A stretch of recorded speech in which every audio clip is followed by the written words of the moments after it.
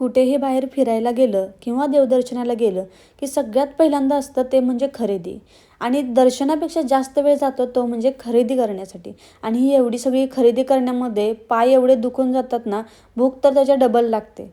मग शरूलाही आम्ही बाहेर गेल्यानंतर नेहमी ना डोसा किंवा ऑमलेट असंच काहीचं खायला देतो. पहिल्यांदा त्याला पोट भरून खायला घातलं, त्यानंतर आम्ही आमचा मोर्चा वळवला त्या म्हणजे या स्टॉलकडे.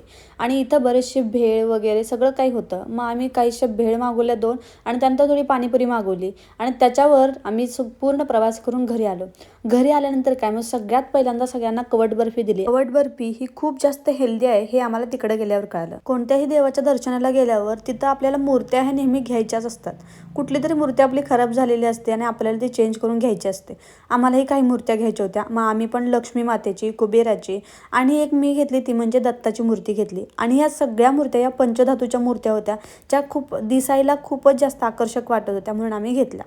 त्यानंतर आल्यानंतर खूप जास्त कंटाळा आला होता. त्याच्यामुळं सगळा एवढा स्वयंपाक करणं ते तर काही शक्य नव्हतं. मग आम्ही डबा ऑर्डरच केला होता. तर आमच्या इथंच जवळपासच्या अंतरावर एक काकी राहतात, तर त्या असं जेवण बनवून घरी देतात. 50 रुपयाला एक डबा देतात आणि त्याच्यामध्ये एवढं सगळं तुम्हाला जेवण मिळतं. आता हे 2 डब्यांचं जेवण आहे. 3 चपात्या, थोडासा भात, एक सुक्की भाजी आणि एक पातळ भाजी एवढं सगळं त्यांचं जेवण असतं. पण एक सांगू का, त्यांच्या हाताला खूप छान चव आहे. व्हेज असो किंवा नॉनव्हेज दोन्ही ते खूप छान बनवतात. पण 50 रुपयाला एवढं सगळं कसं काय परवडतं असा कधी कधी प्रश्न पडतो. आम्ही मस्त छान असं जेवण केलं आणि त्यानंतर बघताय ना, शरूने जेवण केलं आणि त्यानंतर त्याची एनर्जी अगदी प्रवासामध्ये पूर्ण छान झोप काढून घेतली आणि घरी आल्यानंतर त्याला छान खेळायचं होतं. मग काय आम्ही कंटाळलेलो पण त्याची एनर्जी काही केला संपत नव्हती. आणि इथे बघा अभ्यासाचं सोंग कसं आणायचं चाललंय. तर याचा कार्यक्रम कधी संपतोय काय माहिती. चला तर मग भेटूया आपण पुढच्या ब्लॉगमध्ये. बाय.